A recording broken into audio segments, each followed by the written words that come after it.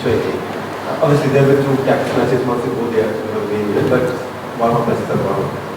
So what do you learn from this match? Apart from the win, obviously we want to win the series, but what are the areas you want to see the boys to kick up boxes? Look, I think we don't need to complicate our thoughts too much. I think we just need to play good cricket and win the game. And every time you win a match, every time you win an international match, you get some confidence out of that.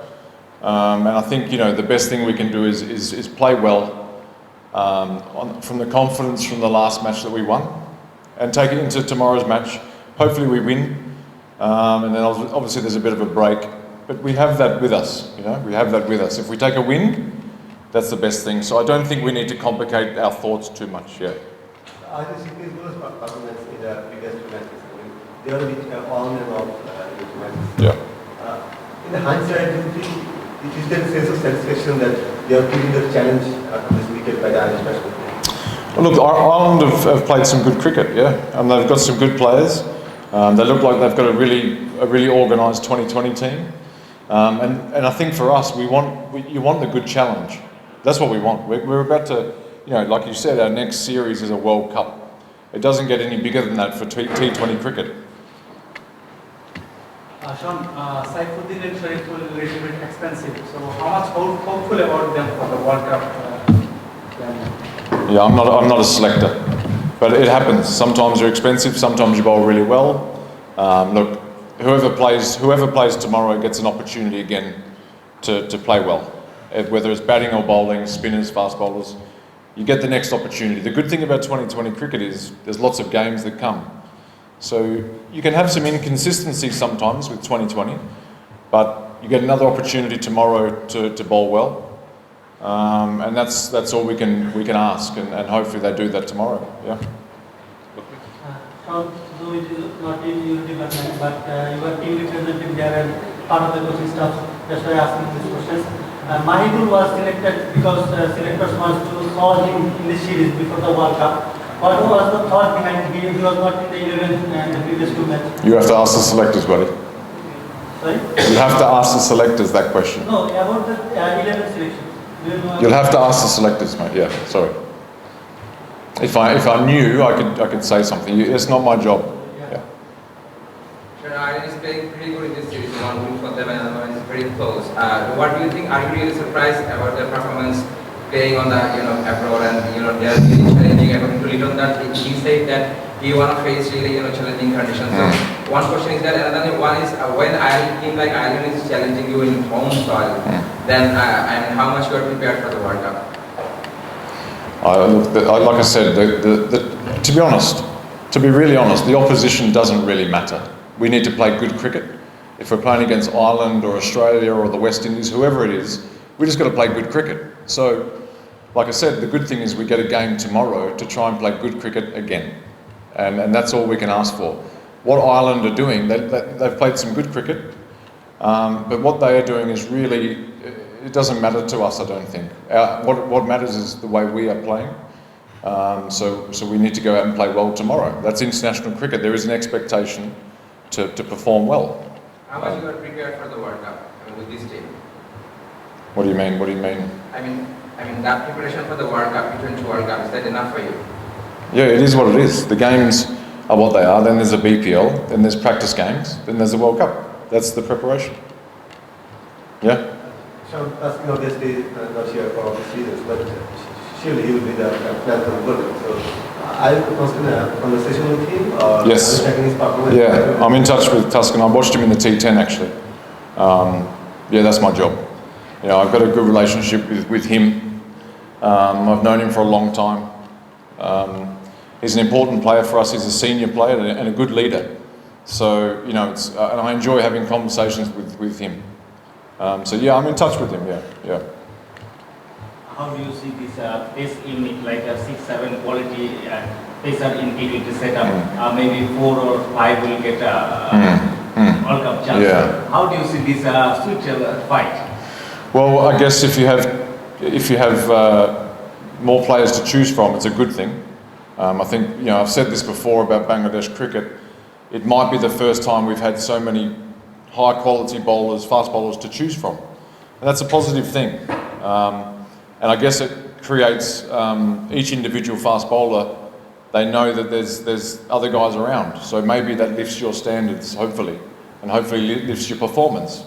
If you've only got 2 fast bowlers to pick from, for example, then it's different, but we have plenty. So there's some competitiveness there, which should lift us to another level, hopefully. Hopefully. Yeah. Mustafa is having a very good year, international difference. What made him keep and consistently doing performing and cross-format across different positions? Oh, look, the only thing about the Fizz, I think, is just experience for him. He keeps things very simple. He doesn't complicate what he's doing. He knows his strengths. He's played all around the world, so I think for him now, it just comes like that. I think he still holds himself accountable to good performances. He has a high standard. But, you know, it's no surprise. I mean, he's always been a pretty good performer, so that's what the best players do, you know. And other people want him. The leagues want him, or whether it's IPL or whatever it is, they want him because he's a quality, world-class player. Yeah. In 2013, you and Taskin were the teammate in Chattogram teams. By that time, that was the first season of Taskin in BPL. Now he is the experienced campaigner of Bangladesh team. How do you evaluate Taskin now? Yeah, I think that's what I said before. I think same thing of the question previously. Just he's become a leader for the group. I think maybe the other not just the fast bowlers, everybody looks to him now as a bit of a leader. And I enjoy working with him. And it's been, like you said, it's been so many years since I first met Tuscan, and now he's become you know, a really good player for Bangladesh. So yeah, he's a focal point. He's a leader. And it's great having someone like that in the squad. Yeah. Okay, last 2 questions. Shaun, for someone like Saiful, who is not regular and doesn't get a chance to play always, so what do you tell him? How do you prepare him for match? It's the same as any other guy. Same as any other guy. The same sort of preparation. But yeah, everyone's a little bit different individually. Saifuddin also brings with the bat. So last game he got an opportunity with the bat and helped finish the game for us. So he's a pretty skillful player.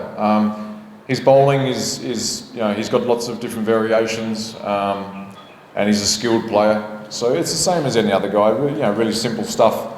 I'd probably just encourage him to focus on his strengths as much as possible and not overcomplicate things too much. You know, keep him calm, and try and keep him confident. So if he plays tomorrow, hopefully he performs well. Yeah. Last question. When Mustafa is from, what sort of message you have in Sher-e? Because they are both are left on different kind of games.